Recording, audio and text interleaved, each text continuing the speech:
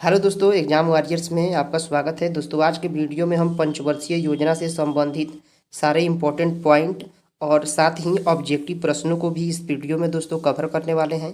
दोस्तों यह बिहार एसएससी और सचिवालय सहायक के सिलेबस के अनुसार ही हैं, तो वीडियो के लास्ट तक बने रहिए। तो चलिए वीडियो को शुरू करते हैं। सबसे पहला है, जान लीजिए 1951 में पहली पंचवर्षीय योजना की नींव डाली गई और यह योजना आयोग का गठन भी किया गया था। जवाहरलाल नेहरू ने 8 दिसंबर 1951 को संसद में प्रथम पंचवर्षीय योजना पेश किया था और उस समय जीडीपी का लक्ष्य इन्होंने 2.1% का लक्ष्य निर्धारित किया था। इससे दोस्तों डायरेक्ट क्वेश्चन बन जाता है कि पंडित जवाहरलाल नेहरू ने जीडीपी 2.1% कब निर्धारित किया था। 8 दिसंबर 1951 को जब इन्होंने संसद में प्रथम पंचवर्षीय योजना पेश की, उसी समय इन्होंने 2.1% का लक्ष्य निर्धारित किया था। अगला है दोस्तों, ये प्रथम पंचवर्षीय योजना है। ये 1 अप्रैल 1951 को शुरू हुआ था और 31 मार्च 1956 को इसका समापन हुआ था। यह दोस्तों योजना हैरल्ड डोमर मॉडल पर आधारित थी, इसको याद रखिएगा। इसका मुख्य उद्देश्य क्या था, तो कृषि उत्पादन, आय तथा धन का समान वितरण था। यह योजना बिल्कुल सफल रही थी।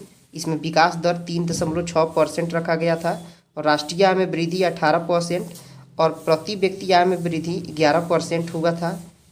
अब दूसरा पंचवर्षीय योजना देखते हैं। दोस्तों द्वितीय पंचवर्षीय योजना भी 1 अप्रैल 1956 को शुरू होकर 31 मार्च 1961 को समापन हो गया था इसका। यह योजना पीसी महालनोबिस मॉडल पर आधारित थी, इसको याद रखिएगा। इसका मुख्य उद्देश्य क्या था, समाजवादी समाज की स्थापना कर और राष्ट्रीय आय में वृद्धि लक्ष्य 25% था। और मुख्य उद्देश्य क्या है इसका, और औद्योगिक उत्पादन और भारी उद्योगों का विकास करना था। इसी द्वितीय पंचवर्षीय योजना में दुर्गापुर, भिलाई और राउरकेला इस्पात संयंत्रों का स्थापना भी किया गया। अगला है तृतीय पंचवर्षीय योजना 1961 से 1966 तक चला है। इसका मुख्य उद्देश्य क्या है, खाद्यान्न के उत्पादन में आत्मनिर्भरता, रोजगार के अवसरों में वृद्धि करना, असमानता में कमी लाना। इस योजना का लक्ष्य 5.6% का था। यह योजना असफल हो गया था। इसका मुख्य कारण क्या था, भारत चीन युद्ध, भारत पाक युद्ध और भूतपूर्व सूखा था। अगला है तीसरी पंचवर्षीय योजना के बाद ही योजना अवकाश आया था। यह 1966 से 67 और 68 से 69 तक चला था। इसका कारण क्या था, भारत पाक का संघर्ष, सूखा के कारण संसाधनों की कमी। अगला है चौथी पंचवर्षीय योजना। यह 1969 से 1974 तक चला था। इसका मुख्य उद्देश्य क्या था, विकास की प्रक्रिया को तीव्र करना, कीमत की स्थिरता तथा सामाजिक समानता स्थापित करना था। यह योजना का लक्ष्य क्या था, 5.7% की वृद्धि का लक्ष्य रखा गया था, लेकिन यह योजना असफल रही और इसका कारण था मौसम की प्रबलता, बांग्लादेशी शरणार्थियों का आगमन। अब देखते हैं पांचवा पंचवर्षीय योजना। पांचवी पंचवर्षीय योजना 1974 से 79 तक चला था। इसका उद्देश्य था कमजोर वर्गों के जीवन स्तर को ऊंचा उठाना, गरीबी उन्मूलन तथा आत्मनिर्भरता। दोस्तों पांचवी पंचवर्षीय योजना में ही 20 सूत्री कार्यक्रम 1975 में शुरू की गई थी, याद रखिएगा। और पहली बार गरीबी तथा बेरोजगारी पर ध्यान दिया गया था और जनता पार्टी के द्वारा ही 1978 में इसे समाप्त कर दिया गया था। अगला है छठी पंचवर्षीय योजना है, 80 से 85 तक चली थी छठी पंचवर्षीय योजना। इसका मुख्य उद्देश्य था निर्धनता का उन्मूलन, असमानता में कमी लाना, आधारिक संरचना का विकास करना। आगे है रोलिंग प्लान, जो है 78 से 83 तक जनता पार्टी ने ही बनाई थी, उसको समाप्त करके इसे शुरू किया गया था। छठी पंचवर्षीय योजना को रोलिंग प्लान समाप्त करके इस योजना का लक्ष्य 5.2% रखा गया था और वार्षिक वृद्धि सफल भी रही थी 5.54% से, इसको याद रखिएगा। और इसी में ग्रामीण विकास कार्यक्रम की शुरुआत हुई थी। तो सबसे पहले छठी पंचवर्षीय योजना में ही ग्रामीण विकास कार्यक्रम की शुरुआत हुई है और 1982 में नाबार्ड, एग्जिम बैंक जैसे बैंकों की स्थापना भी हुई है 1982 में। अगला है सातवीं पंचवर्षीय योजना, या 1985 से 90 तक चली थी। इसका मुख्य उद्देश्य था रोजगार के नए अवसरों को बढ़ाना, कृषि उत्पादकता में वृद्धि करना। यह योजना जॉन डब्ल्यू मिलर मॉडल पर आधारित थी, याद रखिएगा। योजना का लक्ष्य 5% रखा गया था और वार्षिक वृद्धि दर 6.02% प्राप्त कर यह योजना भी सफल रही थी और प्रति व्यक्ति आय में 3.6% की वृद्धि भी रही। इस योजना में जवाहर रोजगार योजना की शुरुआत हुई थी, इसे याद रखिएगा, जवाहर रोजगार योजना। अगला है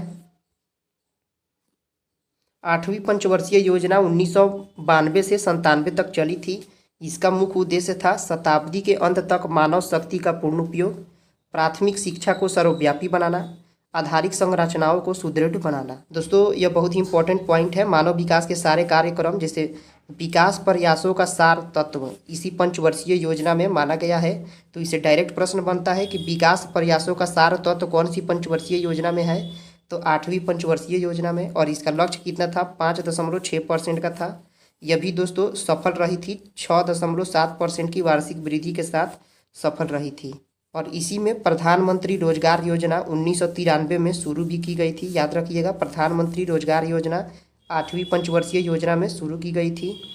अगला है 9वीं पंचवर्षीय योजना 1997 से 2002 तक चली थी। इसका मुख्य उद्देश्य था कृषि और ग्रामीण विकास, कीमत स्थिरता के साथ समृद्धि, जनसंख्या वृद्धि पर रोक लगाना भी था। इसमें विकास का लक्ष्य कितना रखा गया था, 6.5%, लेकिन यह असफल रही थी 5.5% प्राप्त करके। और असफलता का कारण क्या था, अंतर्राष्ट्रीय मंदी। अगला है 10वीं पंचवर्षीय योजना 2002 से 7 तक चली थी। मुख्य उद्देश्य था उपभोग के स्तर में वृद्धि, स्वास्थ्य शिक्षा संबंधित सुविधाओं में सुधार, समावेशी समृद्धि से समानताओं को कम करना। इसी में सर्व शिक्षा अभियान की शुरुआत हुई थी, इम्पोर्टेंट पॉइंट है, याद रखिएगा। योजना का लक्ष्य 8% रखा गया था, प्राप्त कितना हुआ, 7.8%। प्रत्यक्ष विदेशी निवेश का लक्ष्य 7.5 अरब डॉलर रखा गया था। 5 करोड़ रोजगार का सृजन करना भी लक्षित किया गया था। ये सबसे इम्पोर्टेंट पॉइंट है। 10वीं पंचवर्षीय योजना में 5 करोड़ रोजगार का सृजन करने का लक्ष्य भी था। और साक्षरता 75% थी। शिशु मृत्यु दर को 45,000 से कम।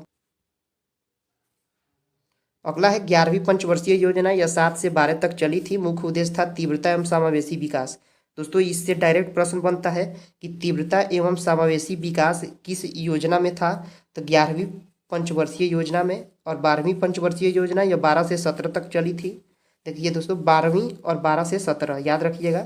12वीं पंचवर्षीय योजना 2012 से 17 तक मुख्य उद्देश्य क्या था, तीव्र, सतत एवं अधिक समावेशी विकास था।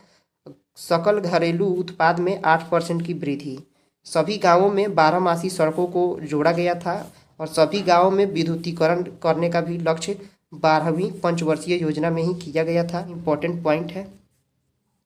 गरीबी तथा बेरोजगारी उन्मूलन से संबंधित योजनाएं शुरू कब कब हुई थी, तो अंत्योदय योजना। ये सारी योजनाएं दोस्तों बहुत ही इंपॉर्टेंट है, सभी को याद रखिएगा। ये 1977 से 78 में शुरू हुई थी अंत्योदय योजना। अगला है जवाहर रोजगार योजना, यह 1989 में शुरू हुई थी। और नेहरू रोजगार योजना भी 1989 में ही शुरू हुई थी। अगला है इंदिरा आवास योजना, 1985 से 86 में शुरू हुई थी इंदिरा आवास योजना। और प्रधानमंत्री रोजगार योजना 1993 में शुरू हुई थी। स्वर्ण जयंती शहरी रोजगार योजना 1997 में, स्वर्ण जयंती ग्राम स्वरोजगार योजना 1999 में शुरू की गई थी। अगला है प्रधानमंत्री ग्रामोदय योजना 2002-1 में ही इसका शुरुआत हुआ है। अन्नपूर्णा योजना यह 2000 में, और अंत्योदय अन्न योजना यह भी 2000 ईस्वी में शुरू हुआ है। और भारत निर्माण कार्यक्रम 2005 से 6 में शुरू हुआ है। और राष्ट्रीय ग्रामीण रोजगार गारंटी कार्यक्रम यह 2006 में हुआ है। दोस्तों इंपॉर्टेंट है, सभी को याद रखिएगा। अब दोस्तों चलते हैं ऑब्जेक्टिव प्रश्नों को देखते हैं। स्वतंत्रता के बाद दूसरी पंचवर्षीय योजना 1956 से 61 के दौरान जर्मनी के सहयोग से किस इस्पात संयंत्र की स्थापना की गई थी, तो दोस्तों राउरकेला है, इसी की स्थापना की गई थी जर्मनी के सहयोग से। यहाँ पर दोस्तों आंसर भी दे दिया गया है। दोस्तों भिलाई स्टील प्लांट की स्थापना सोवियत संघ और रूस के सहायता से ही प्रथम पंचवर्षीय योजना में किया गया था। और इम्पोर्टेंट पॉइंट है बोकारो स्टील प्लांट, यह भी सोवियत संघ और रूस के सहयोग से ही इसे तृतीय पंचवर्षीय योजना में स्थापित किया गया था, बोकारो स्टील प्लांट का। अगला है भारत में पंचवर्षीय योजनाओं को अंतिम मंजूरी किनके द्वारा प्रदान की जाती है, आंसर है ऑप्शन डी, राष्ट्रीय विकास परिषद के द्वारा ही पंचवर्षीय योजनाओं को अंतिम मंजूरी दी जाती है राष्ट्रीय विकास परिषद के द्वारा। अगला है, पहली बार किस योजना के तहत निजी क्षेत्र को सार्वजनिक क्षेत्र पर वरीयता दी गई थी? तो दोस्तों 7वीं पंचवर्षीय योजना में दी गई थी। दोस्तों इसका PDF भी टेलीग्राम में मिल जाएगा, तो टेलीग्राम ज्वाइन कर लीजिएगा। अगला है, औद्योगिक नीति प्रस्ताव 1956 जिसके आधार पर द्वितीय पंचवर्षीय योजना का सृजन किया गया था, उद्योगों को कितने श्रेणियों में वर्गीकृत किया गया था? तो दोस्तों 3 श्रेणियों में वर्गीकृत किया गया था। इसके बारे में जान लेते हैं। इंपॉर्टेंट पॉइंट है, औद्योगिक नीति 1956 में उद्योगों को 3 श्रेणियों में वर्गीकृत किया गया था, अनुसूची A, B और C में। तो अनुसूची A में 17 गो जिनकी स्थापना सार्वजनिक क्षेत्र से हुई थी, और B में 12 रखे गए थे ऐसे उद्योग जो निजी और सार्वजनिक दोनों थे, और C में रखा गया था A और B के अलावा सभी को C में रखा गया था। अगला प्रश्न है, कौन सी पंचवर्षीय योजना PC महालनोबिस मॉडल पर आधारित थी? तो दूसरी पंचवर्षीय योजना थी जो PC महालनोबिस मॉडल पर आधारित थी। अगला है, प्रथम पंचवर्षीय योजना कब शुरू हुई थी? तो 51 से 56 में शुरू हुई थी। ये दोस्तों बहुत ही आसान है, आप इसको रिवाइज कर लीजिएगा। प्रथम पंचवर्षीय योजना का मुख्य ध्यान किस पर था? तो कृषि क्षेत्र पर। किस पर था? कृषि पर सबसे ज़्यादा ध्यान दिया गया था पंचवर्षीय योजना में। अगला है, भारत में सूखा प्रवण क्षेत्र कार्यक्रम किस पंचवर्षीय योजना की अवधि के दौरान शुरू किया गया था? इसको याद रखिएगा, यह चौथी पंचवर्षीय योजना में शुरू किया गया था। बहुत ही इंपॉर्टेंट सवाल है। अगला है, भारत सरकार की प्रथम पंचवर्षीय योजना किस मॉडल पर आधारित थी?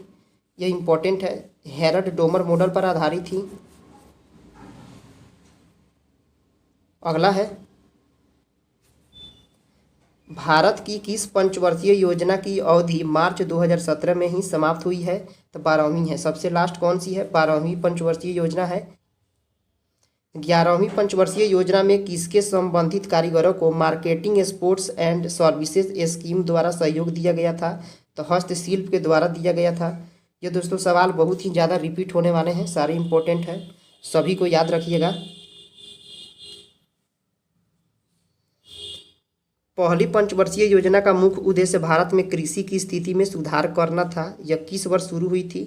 यह दोस्तों ऑप्शन डी 1951 में शुरू हुई थी पहली पंचवर्षीय योजना। अगला है, प्रथम पंचवर्षीय योजना जो 51 से 56 की योजना थी का मसौदा तैयार करने में शामिल युवा अर्थशास्त्री कौन थे? तो KN राज थे। कौन थे? KN राज थे। इन्होंने ही मसौदा तैयार किया था। अगला है, भारत में सार्वजनिक क्षेत्र के उद्यमों में विनिवेश प्रक्रिया किस वर्ष शुरू हुई थी? तो ऑप्शन ए है 1900 शुरू हुई थी विनिवेश प्रक्रिया। अगला है, इनमें से किसे भारतीय पंचवर्षीय योजना का वास्तुकार कहा जाता है? तो PC महालनोबिस को ही भारतीय पंचवर्षीय योजना का वास्तुकार कहा जाता है। याद रखिएगा, इंपॉर्टेंट है। 11वीं पंचवर्षीय योजना के अनुसार सकल घरेलू उत्पाद GDP का लक्षित वार्षिक औसत विकास दर कितनी रखी गई थी? याद रखिएगा 9% रखी गई थी। 11वीं पंचवर्षीय योजना में GDP का लक्ष्य 9% था। अगला है, भारत में पीपल प्लान्स जिसे आर्थिक योजना भी कहा जाता है किसके द्वारा तैयार किया गया था? तो MN रॉय ने तैयार किया था पीपल्स प्लान को। अगला है, भारत में किस पंचवर्षीय योजना के दौरान मिश्रित अर्थव्यवस्था का विकल्प चुना गया था? तो दूसरी पंचवर्षीय योजना में ही मिश्रित अर्थव्यवस्था का विकल्प चुना गया था। अगला है, किस योजना के अंतर्गत सरकार ने कृषि नीति आरंभ की जिससे हरित क्रांति का जन्म हुआ था? ये तीसरी पंचवर्षीय योजना में ही कृषि नीति आरंभ की गई जिससे हरित क्रांति का जन्म हुआ था। अगला है, भारत में आर्थिक उदारीकरण किस साल शुरू किया गया था? आंसर है ऑप्शन डी 1951 किया गया था आर्थिक उदारीकरण। अगला है, भारत सरकार 2012 से 17 की पंचवर्षीय योजना का ड्राफ्ट तैयार किया जा रहा है। आंसर है ऑप्शन सी, यह 12वीं पंचवर्षीय के रूप में ही 12 से 17 का ड्राफ्ट तैयार किया जा रहा था। दोस्तों यह वीडियो यहीं पे समाप्त होता है। इसमें सारे प्रश्न बहुत ही इंपॉर्टेंट थे। दोस्तों PDF के लिए आप टेलीग्राम से नीचे लिंक दिया हुआ है डिस्क्रिप्शन में, आप वहाँ से जुड़ जाइए। दोस्तों आपको यह वीडियो कैसा लगा कमेंट करके ज़रूर बताइए। पसंद आया तो लाइक कीजिए, सब्सक्राइब कीजिए। फिर मिलते हैं अगले वीडियो में। जय हिंद दोस्तों।